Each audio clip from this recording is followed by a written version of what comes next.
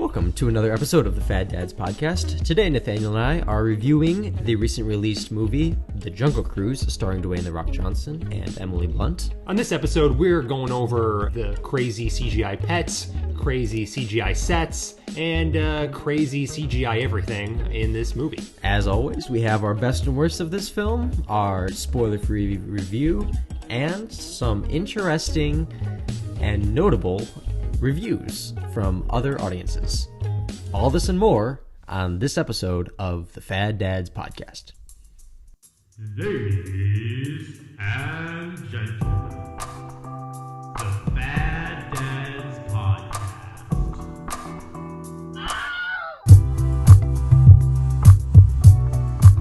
Welcome to Fad Dads, the show where Seth and I talk about movies and TV show, anything we want. I'm Nathaniel. And I'm Seth.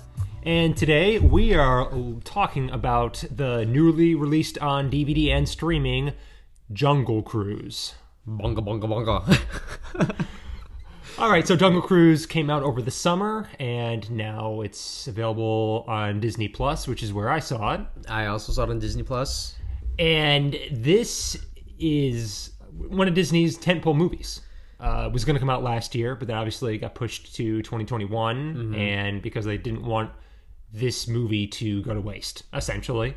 And I guess as we start this spoiler-free segment of our conversation about it, Yes. do you think that this is a movie that a studio would feel comfortable kind of putting it in the sand and saying, "Hey, we're gonna anchor our set of movies behind this movie"? You mean like sequels and such? Well, no, just right that this movie is going to be financially sound. Oh, You know, this has all the marketing appeal. It's got all Yeah. the mass appeal and the draw that a tentpole movie should have.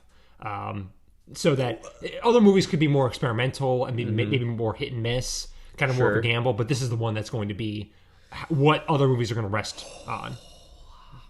I feel like it is like they were very confident with this movie, and because it has like almost all of the hit points that those movies would have to have. Yeah. You know what I mean? Yeah. It had. I asked my wife about it, like what she liked about the movie, because she liked the movie. So I asked her, "What do you like about the movie?" And I'll read off what perfect word for word quote about what she said. Okay. She said it had comedy, romance, action, and a little bit of scary stuff. Perfect family movie, something for everyone. Yeah. All right. And so that's where I think what they were trying to do with the movie. And I mean, they hit all those points. Right. They did. Well, it kind of reminds me, even just going back to the early 90s with Rocketeer, where there was some scary stuff in that movie.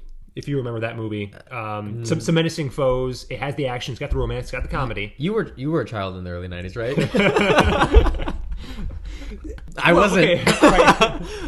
It's also available on Disney Plus. I think you should watch Rocketeer if you Okay. haven't seen it. Okay. Oh, that's will. will. This is like the same sort of adventure swashbuckling type movie set in the 1930s, right before World War II. I mean, it's got Nazis and kind of almost steampunk technology, almost. Okay. And it's a lot of fun. Just like this movie is intended to be. Just like you got things like Pirates of the Caribbean, which I feel is very much a spiritual prequel to Jungle Cruise. Like, you can see that they're trying to play into a lot of what made Pirates of the Caribbean popular. Yeah, so correct me if I'm wrong, but just like Pirates of the Caribbean, this movie is based off of a Disney ride. Right, exactly. Right? Yeah. Okay. So I actually didn't know that until I was doing a little bit of research behind the film. I've never been to Disneyland, but I could definitely see that ride being in Disneyland.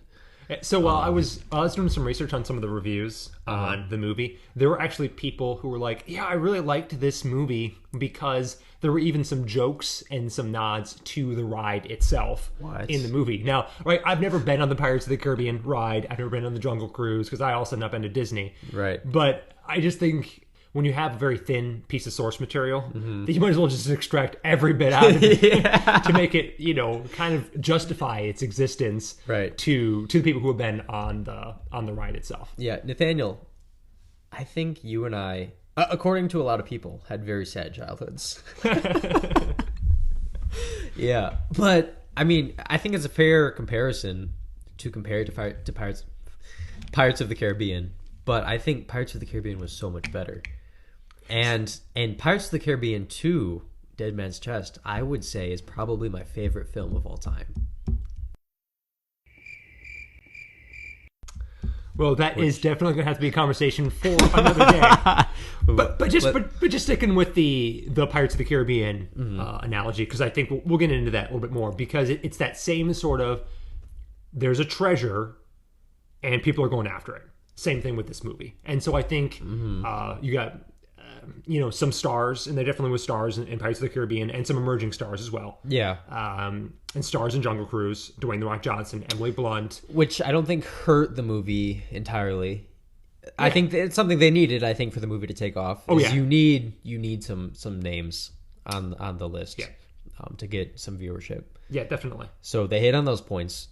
And but just overall, compared to Pirates of the Caribbean, compared to National Treasure, which I feel is another sort of that, look, we're searching for a treasure, kind of hits that family. Sometimes a little scary. It's got action, it's got romance, it's got comedy, right? It's hitting that 4 quadrants of what you want to see in a Disney family film. Right. What do you think?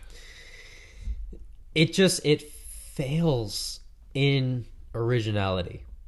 That's where I feel like it just completely fell apart, in that if you have not seen this movie and you don't plan on seeing the movie, fear not, for I promise you've seen it already. You've seen every line, you've seen every gimmick, every interaction, every plot twist, every villain. You've seen it all at some point in some movie, probably a Disney movie.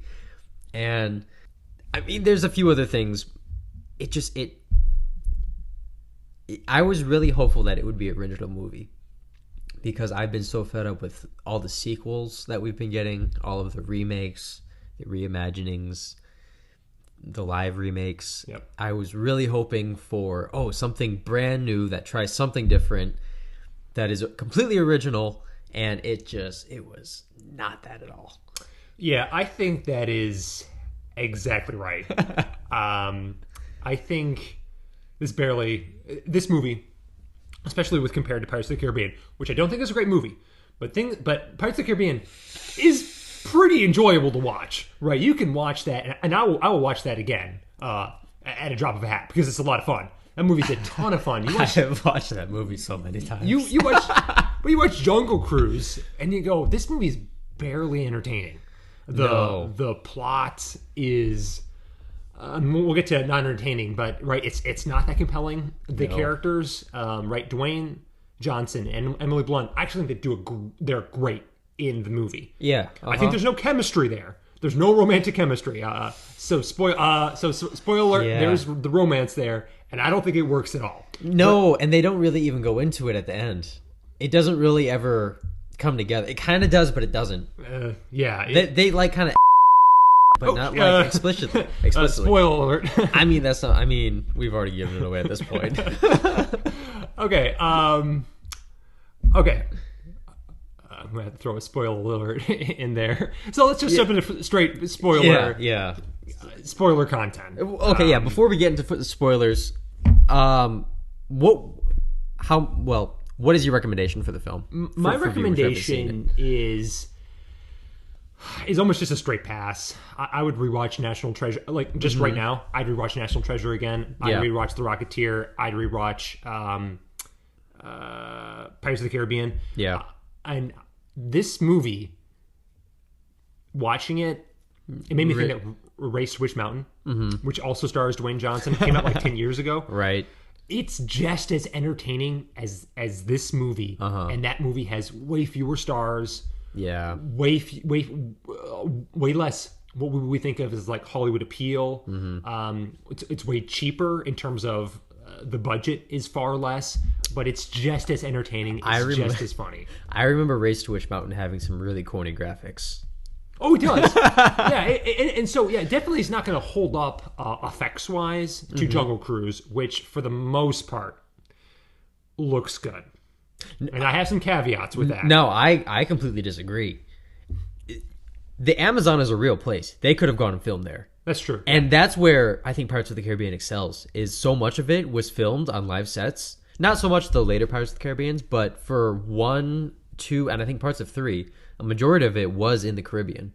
And you can feel it. You can feel the difference. Yeah. Jungle Cruise, I don't think any of it was shot in the Amazon. Yeah, well, with Pirates of the Caribbean, it feels like you're on the high seas. Oh, yeah. With Jungle Cruise, it feels like you are in New Zealand on a soundstage. Yeah. Yeah. Okay, maybe not New Zealand. I mean, Los Angeles on a it soundstage. felt like the Jungle Book that came out in Disney. Everything is CGI in Jungle Book, right? Yeah. Lion King, when they did the live remake of Lion King, most of these are CGI landscapes. Yeah, and as good as CGI is, it just doesn't feel real anymore. Right, and I don't think that Jungle Book was trying to feel real, because it was that, I mean, everything kind of, even the people, it didn't quite, it had that a gloss, like someone put like a sheen over it that made it feel extra CGI. It wasn't quite like the Lion King, and I thought it was okay for that. For this movie, which is supposed to be all live action people, right? Boy, so we talk about the action for just a second, and how the action fits in with like the CGI. There's that scene in the library, or it's not quite the library, but it's where they're storing all the artifacts. The research, and you know that scene works because they're interacting with the real environment. There's that market chase as well, as they're escaping the harbor, getting out into the river. Yeah, exactly. And so that sequence also feels pretty good. Yeah, And then we get anything on the boat, and especially at the finale, because at the place of the finale, and we're not into spoilers yet, but we're in the finale, and it feels like they are green screen all the way, because they're not even interacting with their environment. It's all just it's CGI galore, and it doesn't feel like you can reach out and touch it, as with like Pirates of the Caribbean or even National Treasure, where it feels like, hey, this is a very tactile world, and I could see myself there. No, and I'm not saying that, and right, I'm not saying I don't like movies that are heavy on CGI. I'm just saying in this movie, compared to some of these adventure movies in the past, it's just a lot less. It doesn't work. Adventure, adventure is experiencing like new tactile things. You're moving from environment to environment and experiencing all of those. And in Pirates of the Caribbean, it feels real when they go to new sets. There's Tortuga, there is the high sea, there's the various islands that they visit. I even think in Pirates in Dead Man's Chest, they visited the Cannibals Island. They went to, there was another location on that island where there was a water wheel that they were sword fighting on, and they actually interacted with the wheel, right? And it was rolling around. In National Treasure, I think of that hole in the ground where they discovered the city of gold. Yeah, that all felt very real. Yeah, but those feel and they look like they're actually there and they're real, and so I think that's really important. And so when you start creating these big CGI environments that the viewer just knows they aren't real, I don't think it has the same effect, and it doesn't have that kind of wonder about it, that kind of makes you open your eyes and really enjoy the film. Yeah, it makes it feel like it's a real place that you could actually go there. You mentioned Pirates of the Caribbean. You mentioned a couple other things. I think about Raiders of the Lost Ark, which is like the granddaddy. Yeah, that's what I was thinking of actually. Yes, going out and trying to find this artifact that is immense importance. And it starts when I imagine they're in South America. They're trying to escape the natives, and then they're going to Israel or Palestine, I guess. What? I think Indiana Jones is actually a great example of this, because in the earlier films of Indiana Jones, it all had to be like practical sets, and later on, like by the time it got to Kingdom of the Crystal Skull, that was a lot of CGI, and it obviously there's a lot of difference in which ones are better in that series. When you are putting CGI groundhogs and there's a CGI animal in this movie, the cougar, or I guess it's a jaguar. Yeah, jaguar. And you can admire how good the animators are, but nothing is going to make you think that in that well-lit space on the jungle boat going down the going down the river in the cruise, that jaguar is actually there and people are interacting with it. That makes me think of something. Another similar movie to this would be The Life of Pi. Okay, I've not seen that yet. But Really? I know, right? The guy stuck in the middle of the ocean with the tiger. With a tiger, right. I think Life of Pi would be a good comparison because so many of the animals and so much of that set I think had to be CGI. But it has a completely different feeling, and I think it did it well. Life of Pi won awards for what it did with that film, and so much of it is CGI. So I think you could look to CGI to supplement so many things that you can't do in real life. Right. But for whatever reason, and I'm not any CGI aficionado, but it doesn't hit with this movie. There are a bunch of while they're going down the river, there are a bunch of times when there's action going on, and we see these wides of the boat and everything, right? And the camera, the camera sweeps across the landscape, and you see CGI characters kind of moving along, and then you'll see somebody like go into like the cockpit of the or it's the bridge, I guess, the bridge of the boat. Yeah. And then it'll cut to a close-up. And then that person will have a little bit of a view, a little bit of movement to kind of like tie those two shots together. But the first one's clearly CGI, and the second one is just a patch shot to make it feel like, we've been in this environment all along. Yeah. And I thought those cuts were pretty. They were just. It was too much. I didn't buy it. It felt like we were jumping from CGI to real, to the real set, and it didn't work for me. Yeah, I would completely agree. There's more things that I think we're going to criticize, and as well as some things that we're going to say, was good about the movie. But in terms of who would you recommend this movie to? I would look. Christmas time is coming, and if you find yourself in a situation where your family's sitting down to watch a movie and you pull up, for whatever reason, Disney Plus, because there are lots of good family movies on Disney Plus, and someone shouts out, "Oh, I haven't seen Jungle Cruise yet. That's a new film. Let's watch it." You can either dissuade them from doing so, or you can go raid the Punch Bowl. And I suggest raiding the Punch Bowl over Jungle Cruise. Or you put on Race to Witch Mountain and you try to pretend Race to Witch Mountain is actually Jungle Cruise. And then you'll have just as good of a time. Exactly. Yeah. Okay. I.e., we don't recommend this to anybody. And I will not be watching Jungle Cruise again as long as I live. I will do anything better with my time. Okay, so let's get into full spoilers. And what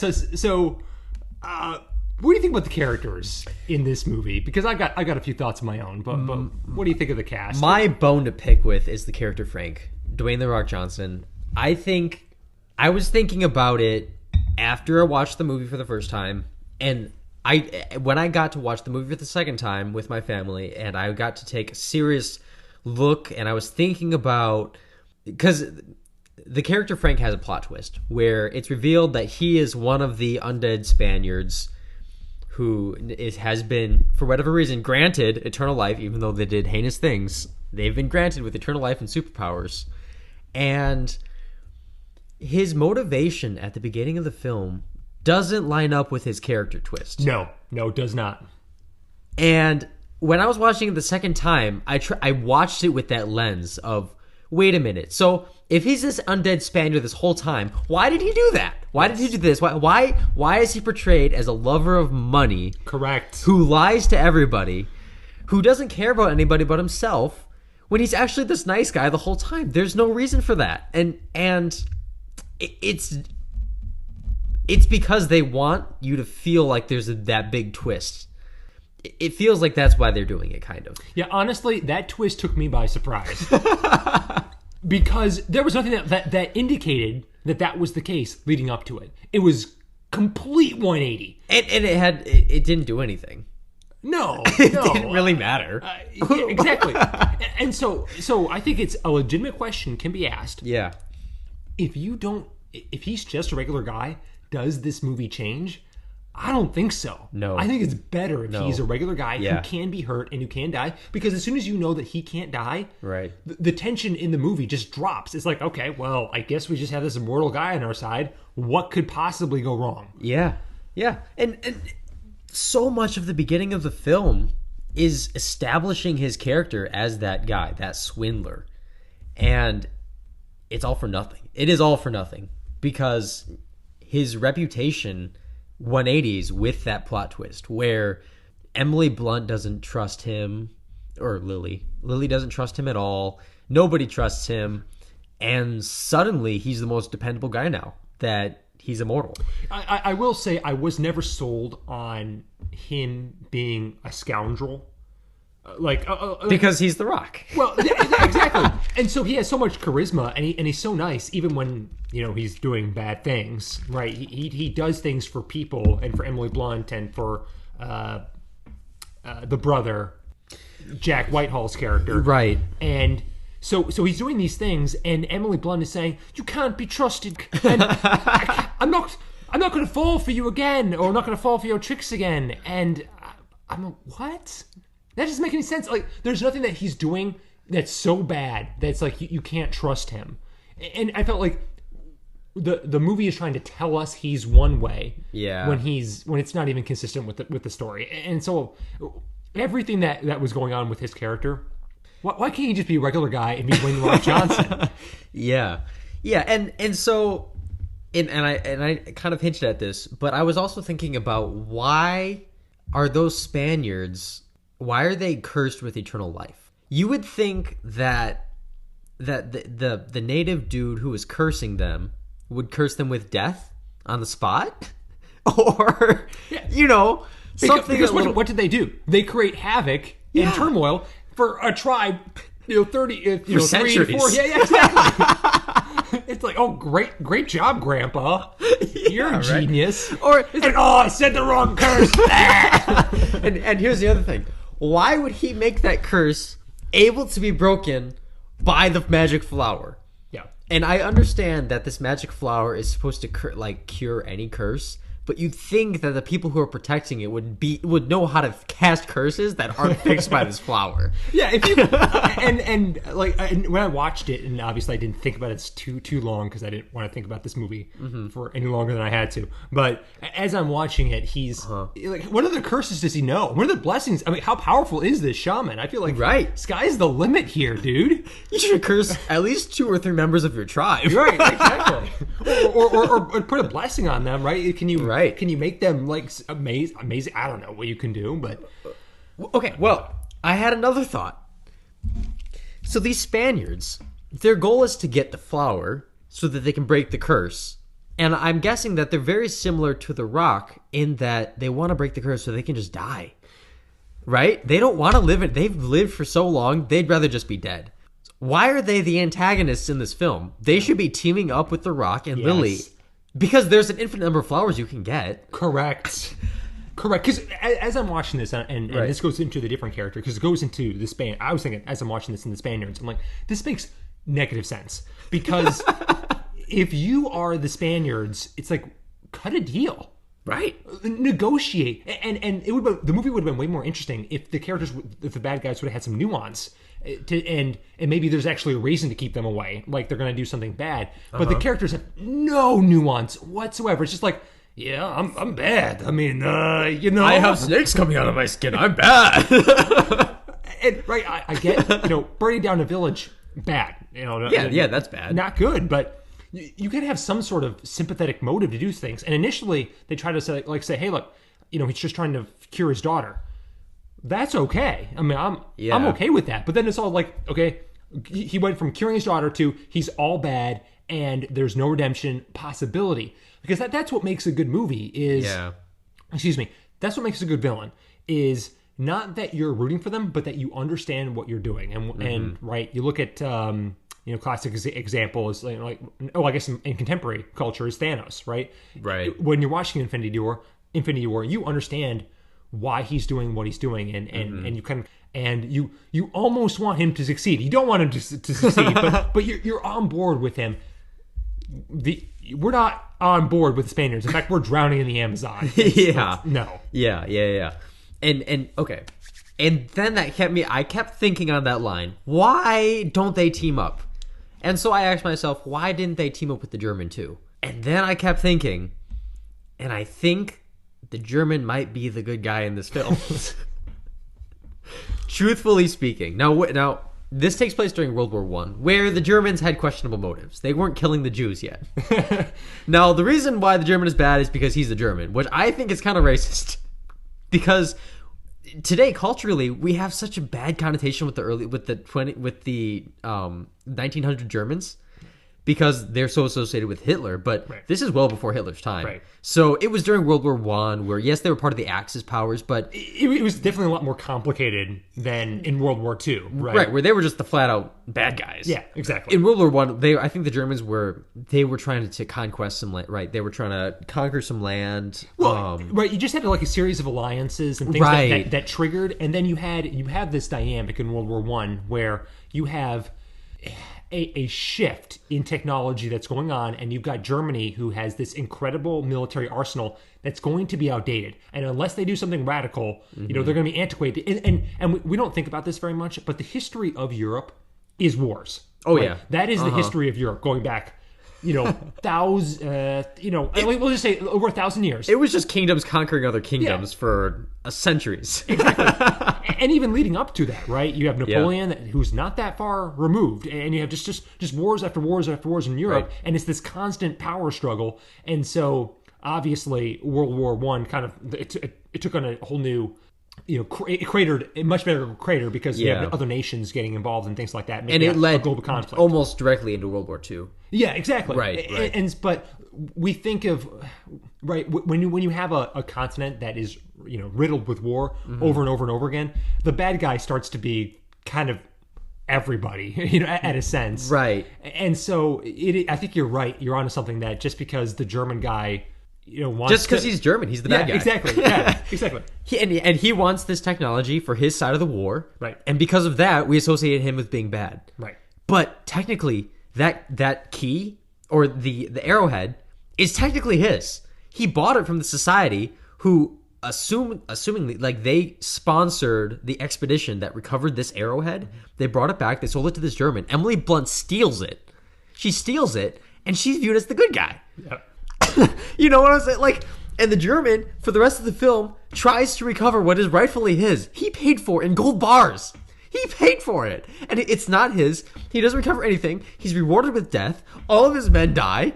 Now, admittedly, like, in that beginning scene, when that one society guy was like, whatever prince, whatever his face is, and then he goes, "You told them my name," and then he kills half the staff. Like, for no reason at all. It was like, and initially I thought that was gonna be right. like he was undercover or something, some reason. He didn't want people to know who he was. Yeah. Right. But then it just turns out that his name is like Voldemort, and you can't say it, or else he who should not be named, and they just kill people for saying his name. Like, what? Wait, what? yeah, it doesn't make any sense. He's such a cartoon character that it's ridiculous. By the way, quick sidebar, because I want to get... Go ahead. I do want to stay on the characters, but we're going to veer off for just a second here and talk about how stupid this element of the movie is. Because you have them going after the Tears of the Moon, right? Mm-hmm. What is the Tears of the Moon? It's completely made up. There is no legend behind it whatsoever. At least, right, you have Indiana Jones... Yeah, and right, they're looking for real stuff. The Lost most of the time. Ark. Lost Ark. They're looking for the Holy Grail. You've got National Treasure, where they're looking for stuff that the Golden City, which the Spaniards did actually look for. Yeah. When the conquistadors were exploring America. Right. There's the Fountain of Youth in Pirates of the Caribbean. There's also right, and then there's like Dead Man's Chest. There's other like real life myths and other things that but they totally make up. The Tears of the Moon. Mm-hmm. You know what they didn't make up? Is Prince Joachim. He's a real guy. No. And it's like, what? Wait, why would you? No, wait, I have to look this up. Let me look this up. Keep going. So, right, they have this character who is a real person, but you can't even find a myth to adopt and make up. It couldn't be the Fountain of Youth or some spin-off of that. And it's like, why? I don't understand why you would root some things in real life and why we just make up other things. It's like, at least... with some of these movies, they could be more interesting if they had some history elements to them, right? Yeah. But they don't. Sure. I guess we'll look at Prince Joachim because he's evil. He's evil. And we're just making up Tears of the Moon. Yeah. Prince Joachim. This is from DisneyFandom.com. So yeah. The sword speaketh. Prince Joachim is one of the two main antagonists in Disney's 2021 film, The Jungle Cruise, and is based on the historic figure of the same name. He is a wealthy German aristocrat who seeks the Tears of the Moon to help the Germans win World War I. Okay, so that's just from the movie. Oh, okay. Oh, they have a link to the Wikipedia page? No. Okay, I need to go somewhere else because this is just the Disney. Okay, come on.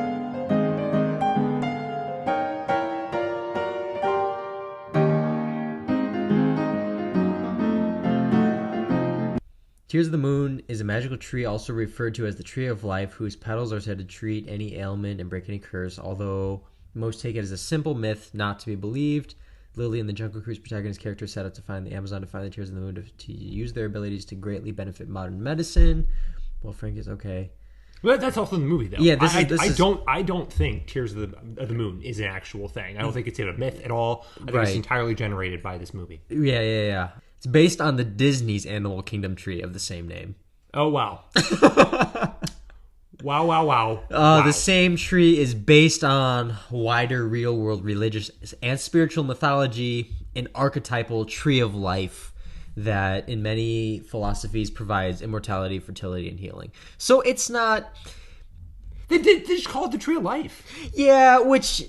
I understand what they're saying, but like to your point, it's not an actual thing that anyone has actually. There's no mythology behind it. It's an archetype. But if they would have said, "Hey, look, Tears of the Moon," it's Tears of the Moon. It's been called many things over time, including the Tree of Life, and that's what they. Yeah, that's what they did in some other movies. I think about like the X-Men Apocalypse. They're like the Four Horsemen. It's like. That's from the Bible. No, the Bible got it from Apocalypse. Right? It's that sort of thing that you can write. Yeah, I think your point is there's like the mythology behind an object, or there's like this is saying it's the archetype where it's yeah. There's a difference. Okay, here's where it talks about Prince Joachim. Joachim is said to be the son of Kaiser Wilhelm, the ruler who is searching for the... Okay, this is what it is in the movie. He attempts to kill Frank, Lillian, McGregor along their expedition. In real life, Prince Joachim of Prussia was the sixth child and youngest son of Germany's Kaiser Wilhelm. And obviously, I think he was the prime minister. So Kaiser Wilhelm was big deal. Yeah, he was a ruler during World War I, right? Joachim would have been 25 at the time of Jungle Cruise's Tears of the Moon adventure. Jessamy Flemings is a bit older at age 33. Not that really matters. The prince was never sent on a mission to find the magical savior for the war. Instead, in the middle of Dublin's Republicans advocating for Joachim to sit on the Irish throne in 1916. But if this character never actually does anything like that, why not just make a whole new character up? If they don't, they don't lean into him being the son of Kaiser Wilhelm. No, and he was just a political person at the time. Like they honestly, someone probably just hopped onto Google and just said famous Germans around this time that would have been around the age of 25 to 30, and this just randomly would have popped up. And he has no reason to be in the story, historically speaking. So I get your point, Nathaniel. That is... I did not know that. That's fascinating. So anyways, back to the characters. All right, do you have anything else to say about the villains before we move on to the villains? Another main character who... Take it away, Nathaniel. Okay, so I like Emily Blunt. I've seen her in a number of movies, and she's great. She's great in this one. I really do like her. She does a good job. Her character is not great in this movie because, and one of the reasons she's so thinly written is because she has no motivation. She has like this tiniest of motivations for doing stuff, and because she wants to get the Tears of the Moon to science. Yeah, exactly. There's no like deeper meaning, and this is screenwriting 101. Where you go, hey, look, there has to be a reason we're following this character. And the reason could have been is that her brother is sick and she's trying to find a cure for that disease. So therefore she is motivated beyond all else to do it. Right? Because there's actually something on the line. So I think not just science, but what the movie tries to do, but it doesn't lean very heavily, is that her father would tell her stories about the Tears of the Moon. That is referenced maybe once or twice in the entire film. They don't show any scenes of that happening. It's literally mentioned in dialogue maybe once or twice. Right, but it doesn't feel like she's doing it for her father, though. No, it doesn't. She's doing this because she wants to. Yeah. And that's kind of it. Yeah. And it's not like her family was like, at least with National Treasure, for example. Mm-hmm. Ben wants to find the treasure because his family, to clear his family name, right? Right. To vindicate that because they've been mocked, ridiculed, raked in the mud, and he wants to do it to clear his name. You have Will Turner in Pirates of the Caribbean. Why is he out there sailing the seas? He's doing it because he's trying to find his girlfriend's been kidnapped. Jack Sparrow, he's out there because he's trying to, get revenge and find a ship. Nathaniel, that is one of the greatest things about Pirates of the Caribbean, and thank you for pointing that out. There are 3 or 4 different motivations going on all at once, revolving around the same object, and they're so different, and they intertwine, and they cross paths in such different ways, and it all plays out in different... It is a masterpiece of writing, that film. I wouldn't go that far. I just want the Caribbean a masterpiece, but just say that the motivations in this movie are so thin comparatively to Pirates of the Caribbean, and it makes Pirates of the Caribbean look like an Oscar caliber type movie. It is. What are you talking about? No, I'm serious. I'm dead serious. I love Pirates of the Caribbean. And that's fine. It makes it look like it's a masterclass. And over here at Jungle Cruise, it looks like they asked the guy who's collecting tickets at the ride to write the movie. Yeah. You're not wrong. I didn't think very much about her motivation. I was so focused on Frank's, but you pointed out, and I think it's right. She's committing crimes. She stole the arrowhead at the beginning, and like in the very next scene, her brother's listing off the crimes that they committed to get this arrowhead, and she's like, "Oh yeah, whatever, we're gonna go get it." Yeah. And I think you're right. I guess okay. So in the end, she became a professor, and that's what she got out of it. I don't know. I think there are easier ways to become a professor. Well, she didn't just become a professor. She also got Dwayne "The Rock" Johnson. So, that's not nothing. Which was not a result of her getting the flower necessarily that she was looking for. What do you think of the brother-sister combination in this movie? McGregor and Lily. I mean, they told us that they were brother and sister.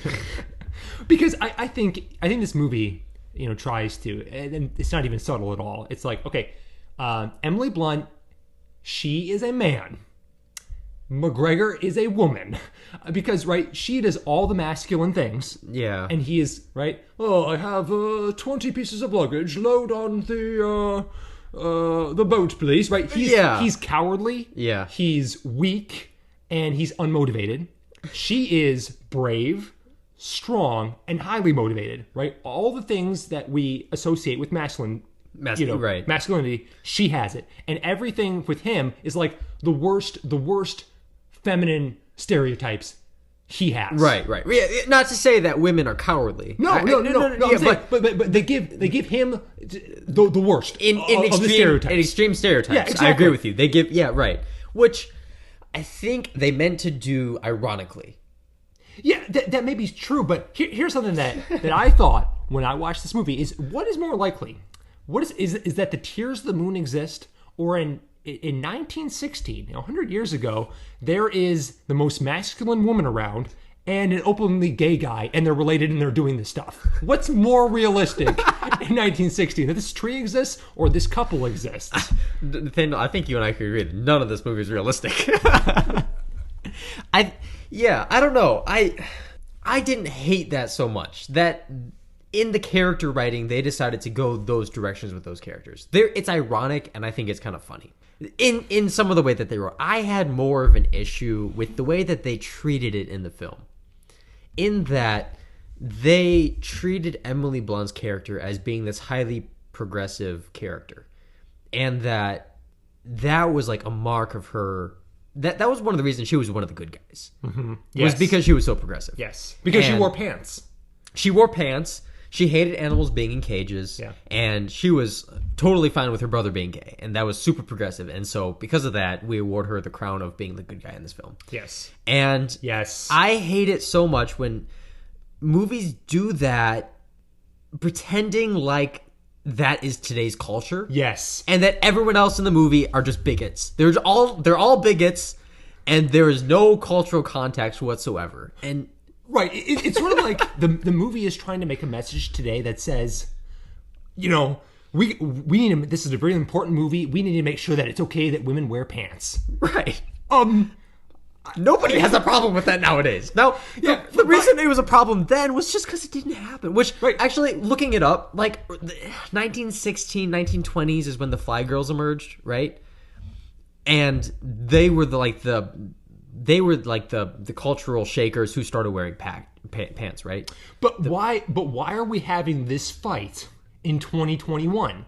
Right. Yeah. It's irrelevant. It, like, historically speaking, I guess that would have been the time where it would have been happening, but nobody cares anymore. Nobody cares. It's right.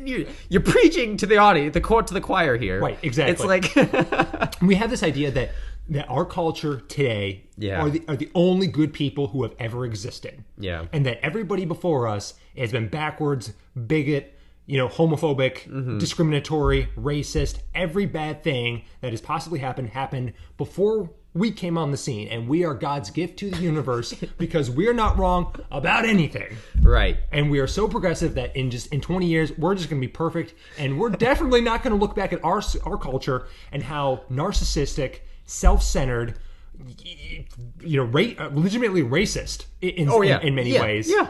And we're also going to look back, and this vaguely gets into, not vaguely, it goes into politics, and that we're not going to look back and say, oh man, you guys are such a civilized nation. Like, I mean, you flush small children, unborn children down the drain, right? And you guys are so good. I think history is going to judge us pretty severely for that. Yeah, and like history will not be kind to us. I just think it's hilarious that we'll look back, we'll insert today's values, we'll laugh at people back then, and we'll act like we're pure, no issues whatsoever. Yeah, that's well spoken. I very well said, Nathaniel. I think I honestly could. I was sitting down writing, trying to put into words how upset that I was that the movie treats us like that and treats the audience like that. And it even goes into it with the society's treatment of women. Yes. Not being part of this. It's like women just didn't do that back then. It's not that men were bigots. Right. I don't know that you would find that. I mean, right, there are just some taboos. I don't know that you would. There are definitely some men, definitely sexist. And there might have been more sexist men back then. I'm sure you're finding there's plenty of sexist men today. And I was reading a parenting book recently where you had one guy who was like, you know what? And this is happened in sometime 2 centuries ago, right? Some American doctor who's like, we men of science need to take back child nurturing and rearing from women. Obviously a moron, an idiot, and deeply sexist. But to act like, you know what, all those guys in that society, right, just hate women. They just hate women. They want to keep them in their place, thumb them down. And every woman who existed in 1900 felt oppressed, and they were dying to be liberated. I think that's a fairy tale world. At the end of the movie, when she denies their invitation to join the society, and you can shove it up at your association or whatever, and they all start moaning and groaning and booing or whatever, and then all the women are clapping in the background. It's like, no, because you would have had major women who would have opposed women's liberation as well. Right, exactly. And it's not this major. It's not like, oh, it's always been women versus men. That's not how it's always been. Right. And we, even today, we try to pit women and men against each other to further whether it's our social goals or our political goals, get votes for this person or that person.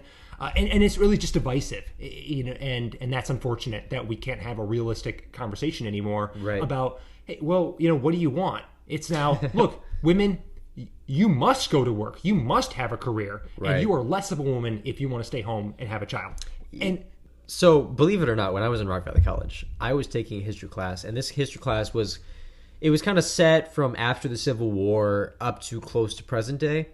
And the teacher was really good. I liked a lot of the teachers at Rock Valley, but she was talking about the movement that earned the women the right to vote.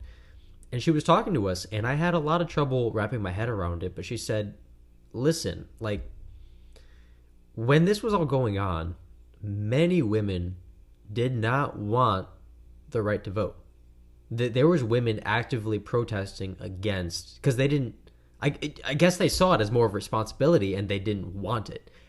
And I was sitting in class, like, it was so thumped, like, just ingrained in all of us that, yeah, obviously everyone gets the right to vote. And it's super bad that women were out of that picture, and there was many things in the Jim Crow South that kept black people from voting, deeply, like, just immoral things in a poor political system that allowed those things to happen. Yeah. But it is a fact that did happen. There were women who did not want the right to vote. I don't know, like, that it was kind of a, like I said, it was difficult for me to wrap my head around. Right. Yeah, I mean, right, because, cultural values change. Right. For sure. But I think there's a couple of interesting things, right? You talk about, we frame abortion nowadays as a women's issue, and it's, like, very important for women's rights. Mm-hmm. And the fiercest abortion opponents you're ever going to meet are not men trying to control women's bodies, right? That's not the case. Because you'll find women who know that that's the baby inside, who is conceived, and that, they don't want women to murder their own children, right? Mm-hmm. I mean, that's often what it comes down to. And so you might be able to look back and you say, because, right, you could look at it's the same type of thing. Like, why would you have women, oppose a women's rights issue? Right. And there's probably with women voting, it's more nuanced. The views are more nuanced on that. And today, right. It is kind of honestly sexist to have a view like that, saying, "Oh, I don't think that women should have a right to vote." That, I think, there's not too many nuances in that sort of an idea today, where there would have been back then.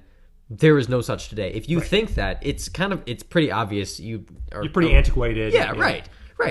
And that's the cultural shift that, like you pointed out, and I think that's what this movie seriously lacks, is that lack of any sort of cultural nuance in those issues. It gets way too preachy, and I felt like this movie was just kind of talking down to me as I was watching it, and for that reason, it was like, oh, well, you're trash too. I'm not watching you again. See how you feel about that. Which I actually did watch it again. What? Did you feel like the second viewing was a lot richer than the first viewing? I think the second viewing helps. And for future movies, I think I will try to do it because it helps me. You get to watch it and experience it all at once. The second time around, you kind of get to pick it apart. Yeah. You know what I mean? Yeah. So for that reason, I think it's helpful for when we discuss it. But quality-wise, no. It's not really worth it. Yeah. But I think this is a good opportunity, though, because I feel like we're hitting the movie. We're knocking it around a little bit. Mm-hmm. But maybe we should talk about the best. The best of this movie. Unfortunately, we also have to talk about the worst of the movie as well. But let's talk about the best of this movie. Have we hit the worst of this movie yet? I don't think. No. We're going to hit the worst of this movie. Unlike this movie, we will dig deeper. All right, Nathaniel, what is your best of this movie? Okay, so it was difficult to come up with a best of the movie that I thought was, maybe ironic in some way, but I thought the golf jokes in the village. Ah, yes, were kind of funny, and they hit. Yeah, exactly. Yeah. and right, so the one of the natives whacks one of the Spaniards over the head, and he's like, "Driver." I was like, yeah, that works. That works. Yeah. So I think that for me, that's like the best of the movie. Yeah, I agree with you. What's your best? You know what? I actually already said it. Dang it.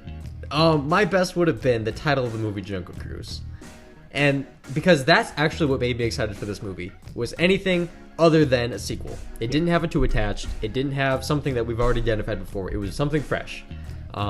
I had alluded to this, so I apologize. I've already used my best in this movie. It was gone a long time ago.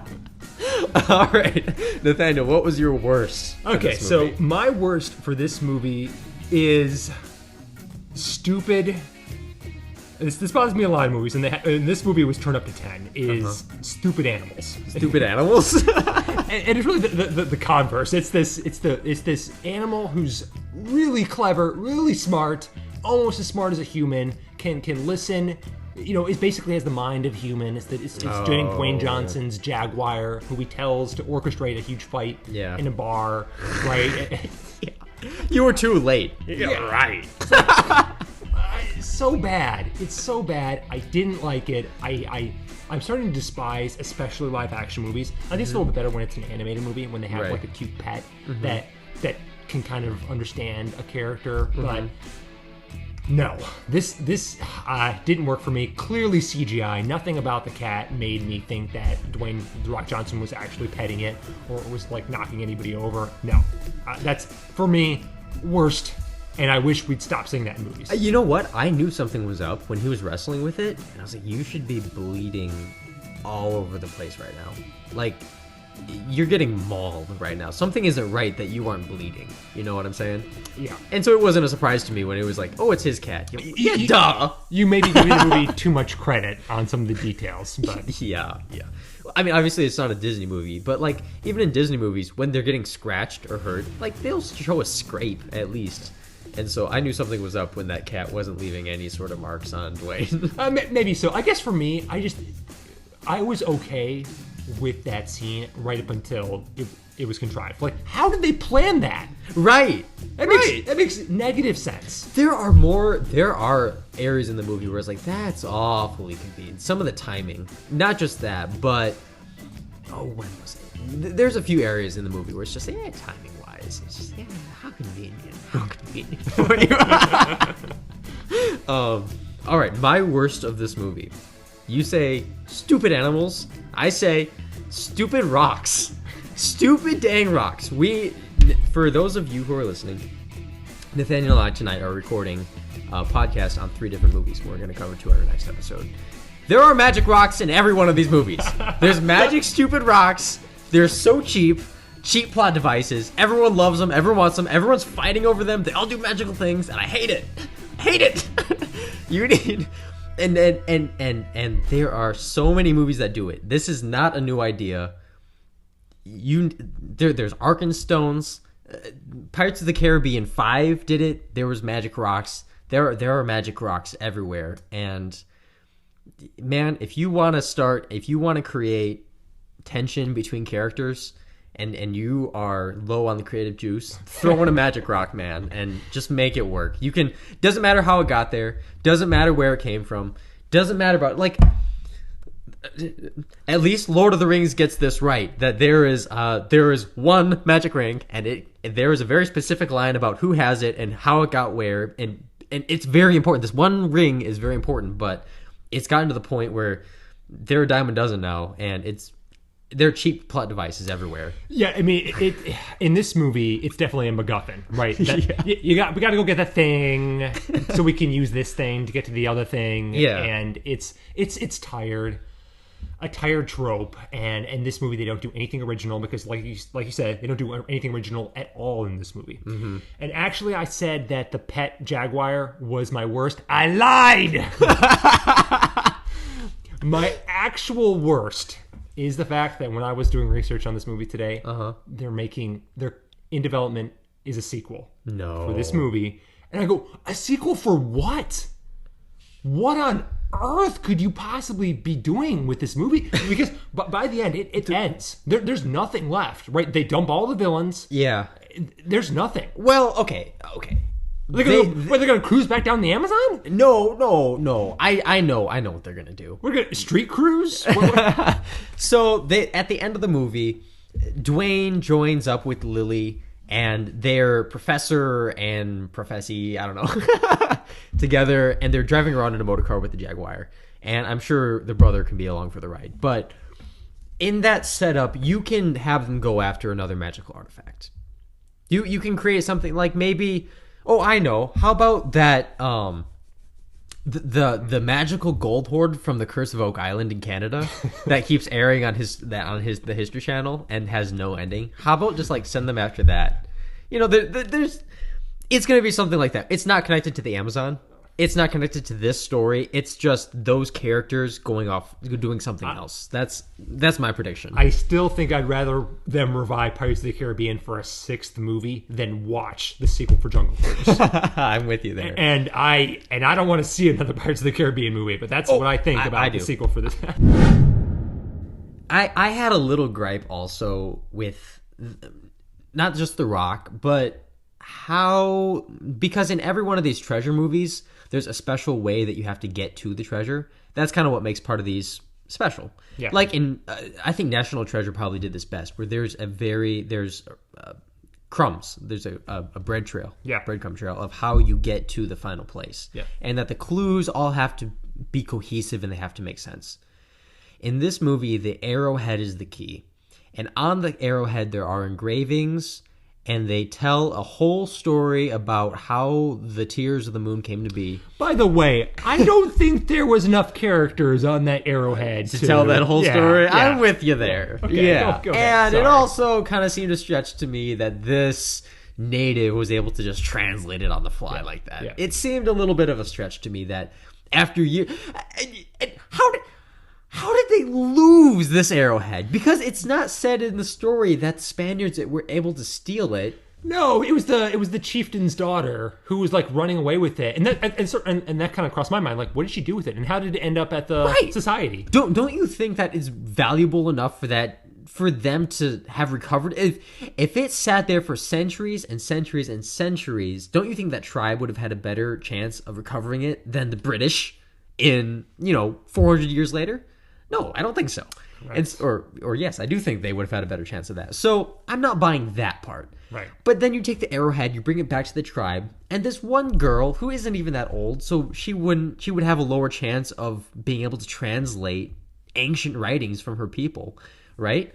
She translates it perfectly, word for word. Mm-hmm.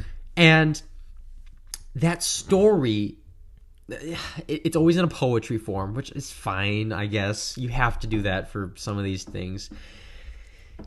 You have to go to where the snake bites the tail in the river. And they're very lucky that on this special map, there is a part of the river that looks exactly like a snake is biting its tail. Yeah. Which for a plethora of rivers, it could be anything, right? Yeah, by the way, we have to... Dwayne "The Rock" Johnson drew that map.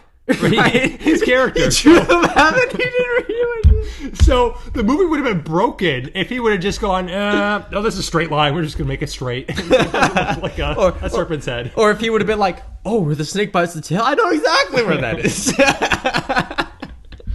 And so you go to this place where the snake bites the tail, and you go under the water, and there's this little cage thingy, and you have to press on the cage thingy, but you have to be a certain size to do it. And I'm not buying that the old tribal people were skinnier than The Rock was. That doesn't make any sense. They should be just as bulky as him if they were warriors. No. Okay, I'm going to disagree with you here. Okay. Because if you look at tribe people and like National Geographic type stuff or other things, mm-hmm. and so the thing that they're often very short, mm-hmm. and it's because they don't have the same food supply that we do, and so they're not. They skinnier? I think they are skinnier. Right? If you don't have a lot of food, it's hard to But blub, blub. Okay, but you're thinking tribal in like desolate places. Like I would think Africa. They're in the Amazon. There's plenty of food there. There's you can do foraging and there's plenty of hunting to be done in the Amazon. Well, but they're not. These are not packaged foods that they're gnawing on though. These are whole foods. I agree the thing is stupid. So the warriors that we see that are the remnants of the tribe in this movie, they're well fed. Yeah. They're fine. I had a tough time digesting that little. Yeah, it needs to be as skinny as Emily Blunt. Yeah, right. Yeah. Which is just so that Emily Blunt had to face her fear of swimming in the water. Which let's not get to that. That was totally unnecessary because it didn't matter. But anyways, so you have to go into this cage thingy. There's no reason for there being a cage, but there's a cage. And inside the cage, you have to push this lever. And this lever drains the water out of this... What geographical name would you call it? A little... It seemed like... Yeah, I guess. Yeah, kind of a dam area, right? I don't know. It shuts off the waterfall that feeds this area. Right. That river. Okay, so... Whatever. I guess every time you want to harvest the Tears of the Moon, you have to drain this river. And then... You have to, but it doesn't completely drain. You still have to sail into the cave. And inside the cave, there's this huge dead tree that is underground for some reason. Is a tree, forget about that. There's a rock that's like egg-shaped, and you have to go inside this egg-shaped rock. And there are carvings. inside the rock that had to be done by the natives. So that doesn't really make sense. And you have to incorporate this arrowhead with the carvings of the natives inside this rock to make the tree broom, which doesn't make a lot of sense. Yeah, so does chicken to the egg, right? Yeah, so do they have to? Where are the? There has to be like multiple arrowheads because you have to keep breaking it every time, right? Right. So for them to every time that they had wanted to harvest, it's clear there's only one arrowhead, right? So they had to break this But arrowhead. how did that work though? They had to break the arrowhead every time. Break the arrowhead, then stick the little heart thing back in the arrowhead, and how'd you knit it together? Right, and close it. Don't think too much about it, Nathaniel. Don't think. So they break it apart. That was my problem watching the movie. So you break the arrowhead apart. You put the little gem thingy in the carving, and then the arrowhead thingy in the carving, and it had to be and it has to be under the moonlight, and it has to be perfectly aligned with the thingies. Yeah, the moonlight's coming in. It also has to be during a lunar eclipse, the blood moon, right? Yeah, something like that. I don't know. It happens like 5 or 6 times a year, or something like that. Yeah. So very convenient. Right. So, and then the tree blooms. Just logically, when you start breaking it down like that, it just doesn't work. All right. Okay. So it's dumb. It's dumb. It's stupid. Whoever wrote it is dumb and stupid. I actually don't think that's the case. I don't think that's the case, and I'll prove it because I think Okay. we'll let's move into our review segment, Okay. and I'll show you that the writers are a lot smarter than you give them credit for. All right. Well, prove me wrong, Nathaniel. All right. So I have a review for this movie. All right. This is by Joyce D. from Rotten Tomatoes. So it was a user review. Okay. And the user review rating for this movie is quite high. I think it's in the 80s. Okay. I actually don't have any trouble believing that. Okay. I could see that. Well, and this is why. Quote, the corny jokes, we laughed the entire movie. Action, hated bad guy, romance, McGregor and the Tiger. Loved it all. Loved Disney, The Rock, and Emily. So, first of all, grammar a little bit. Grammar. But I think that this is definitely the sentiment for a lot of people. And they just don't care. They don't care about the nitpicks. They don't care about logic. They don't care about the agenda that they're getting fed. They're sitting down to watch a movie and they're having a good time.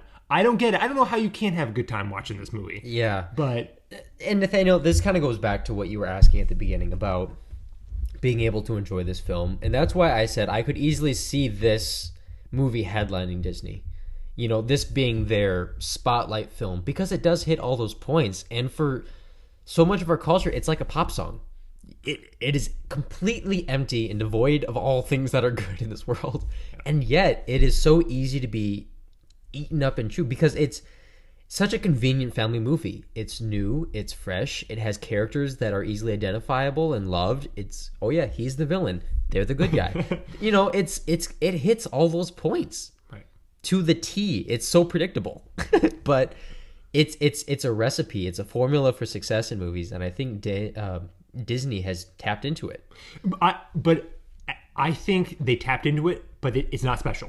No, I think right. they have other movies that are more special than this one. Yeah. And those are the movies I'm going to rewatch. Yeah. And I'm not going to rewatch this one. I'm with you there. What are some good Disney movies that you're going to be rewatching? Well, like I said, just in this genre alone, I'm going to watch National Treasure again. Yep. I'm going to watch Pirates of the Caribbean again. I'm going to watch Pirates of the Caribbean again. Going to watch Rocketeer again if I want some of that family grade. Although, Yeah. I mean, they're not quite what I would say the whole family, but, you know, we're talking about 12 and up. Yeah. You know, right? It's that grade of movie that you're going to sit down with your family and it's and you're going to enjoy Quality. yourself versus you're going to hate yourself when you watch this movie. Yeah. Because, like you said, it's pretty devoid on originality and it Yeah. just borrows from all these other better movies. Yeah, I mean, one movie we haven't even mentioned yet is Jumanji. Oh, yeah? Yeah, you can line this right up with Jumanji, and I think Jumanji is a much better movie. It hits the comedy. Kevin Hart and The Rock have a track record of success with movies. I'm not the biggest fan. I think that it's a really easy comedy for them because it works. There's so much chemistry between those actors. It works really well in Jumanji. They also made a movie, Central Intelligence. I think that was pretty good. So my wife and I like that combination of characters. And so Jumanji, is surprisingly very similar to this film. It has a magic rock. I think though with Jumanji, it's going to. It doesn't quite fit in that Disney Plus catalog. It's a little bit edgier. That's just going to put it a little bit out of the reach. Yeah, it was it DreamWorks that did? Yeah, maybe so. That Something sounds like right. that. Yeah, but it's that wild adventure, but it's about a video game. It has the same type of comedy, has a little bit of romance, but I think a much better film. Yeah. Jumanji. Go watch Jumanji. That's much, much better. Seth, any more thoughts? Can I stop thinking about this movie now? We talked about it for a solid hour. Are we done? All right, I don't have anything else to add other than I'm going to put up a poll on Spotify. So if you're listening there, tell us what you think of the movie. I'll put up just some options and let us know if we're on target, if we're off target. But yeah. You know what, Nathaniel? I think, honestly, we might be in the minority on this one. I think, as Rotten Tomatoes has pointed out to us, I think a large portion of the audience will enjoy this a lot more than we did. Could be. Well, and this is the opportunity for us to be rebuked by the people. So correct, but I think our audience is smarter. I think our audience rises above the mainstream media. I hope so. Let's hope that our audience is not smarter than us, because then we're in trouble. Anyway, thank you for joining us on this conversation. Yes, sir. This is Seth. And this is Nathaniel. And this is Ben. The Fad Dads.